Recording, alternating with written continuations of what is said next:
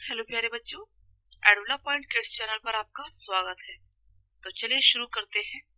Class 8 math की worksheet है ये 34 नंबर 29 नवंबर की वर्कशीट है। अनुमान के द्वारा घनमूल निकालना आज हम सीखेंगे।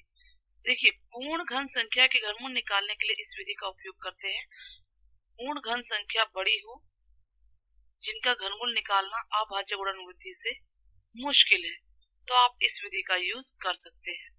ठीक है, तो सबसे पहले तो आप ये अनुमानित में देखिए कि अगर एक की घात 3 होती है, अगर इसको घन करते हैं तो 1 आता है। ठीक वैसे इस 1 का अगर घनमूल निकालेंगे तो ये आएगा। वैसे 2 की घात 3 यानी 2 को 3 बार गुणा करते हैं 8 आता है, तो 8 का घनमूल क्या होगा? 2 होगा। ठीक वैसे 3 की घात 3 27 है, तो 27 में देखिए पीछे 7 है, या पूरा 27 बोल लीजिए। 27 का घनमूल क्या होगा? 3 होगा।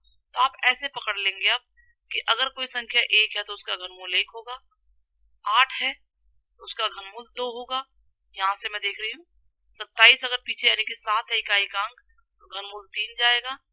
इकाई का अंक 4 है तो घनमूल 4 जाएगा। इकाई का अंक 5 है तो घनमूल 5 होगा, ये है घनमूल। और इकाई का अंक अगर 6 है घनमूल भी 6 होगा। दो जगह सेम सेम आ रहे हैं, 3 जगह।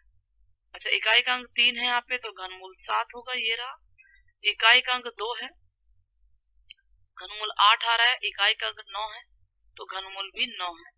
ठीक है, तो ये क्लियर हो गया होगा आपको। अब यहाँ पर बताना है दी गई संख्या के घनमूल के इकाई का अंक बताइए। देखिए पीछे क्या है? पीछे है 6, तो इसके इकाई का अंक बताना है ना आपको। क्या होगा आप खुद ही देख लीजिए। 6 लिखा है, 6 का 6 होगा। ठीक है, तो यहाँ पर 6 आएगा। इकाई का अंक अगर 9 है तो 9 होगा, 6 का 6 होगा। इकाई के अंक पकड़ने 5 के लिए घनमूल 5 होगा, 6 के लिए 6 होगा। 7 के लिए क्या था? देखिए 3 होगा घनमूल।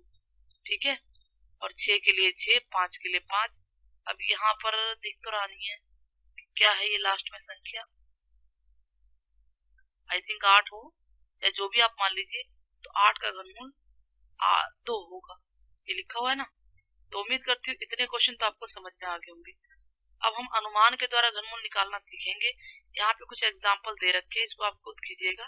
हम सीधे क्वेश्चन करते हैं। क्वेश्चन नंबर 1 11,769 है। तो सबसे पहले हम क्या करते हैं? देखो बच्चों, दो समूहों में बांट देंगे, पहला समूह दूसरा समूह। तो ये 3 जो स्थान है ये पहला समूह होगा और ये दूसरा समूह है। 769, इसमें इकाई का अंक क्या है? 9, तो 9 का घनमूल हमने पढ़ा था 9 होता है। दूसरा है 11, 11 हमें देखना है किसके घन के बीच में आता है। तो 2 की घात 3 और 3 की घात 3 के बीच में आता है। 2 की घात 3 8 होता है और 3 की घात 3 27 होता है। 8 और 27 के बीच में 11 आता है। ठीक है, तो हमें छोटी संख्या लेनी है, तो यानी इसका जो घनमूल आएगा, पूरी संख्या घनमूल अनुमानित छोटी, ये इसका 2 ले लेंगे और यहाँ से 9 आएगा निकल के। 2 और 9 29 हो गया। चलिए और सवाल समझते हैं। सभी सवाल ऐसे ही है। 195 112 दो भागों में बांट लिया हमने। 3 का यहाँ जोड़ा, यहाँ से शुरू करना है, फिर रिमेनिंग 3 है। पहला समूह 112 है, इकाई का अंक देखिए 2 है, तो घनमूल क्या होगा? 8 होगा। दूसरा समूह 195 है, किसके बीच में आता है? 125 216 के बीच में। 125 5 के 3 होता है, 216 6 के 3। ठीक है, तो यहाँ से 5 उठाएंगे और ये वाला 8 उठाएंगे घनमूल का अंक, तो 58 हो गया वो संख्या, यानी इसका घनमूल 58 आ गया। सवाल नंबर 3 ऐसे ही 29,791, तो यहाँ से 3 का एक जोड़ा बनेगा, पहला समूह, ये है पहला समूह और ये है दूसरा समूह।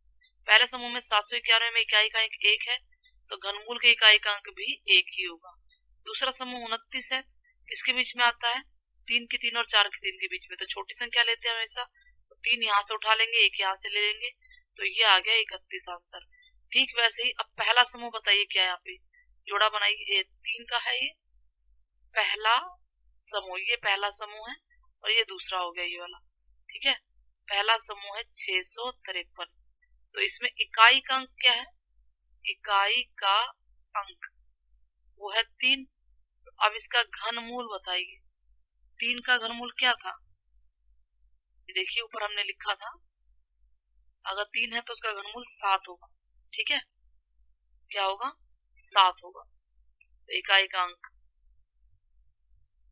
घनमूल इकाई का अंक। ठीक है, तो यहाँ पे लिखेंगे घनमूल इकाई का अंक 7, इसको पकड़ के रखना है। अब दूसरा जो समूह था, जो सेकंड समूह है, वो 50 है। किसके बीच में आता है 50? ये भी 3 के 3 और 4 के 3 के बीच में आता है, यानी 27 और 64 के बीच में आता है। छोटी संख्या 3 है, तो अभिष्ट संख्या क्या होगी हमारी? अभिष्ट संख्या होगी 3 और वहां से 7, 37 होगा घनमूल अनुमानतः।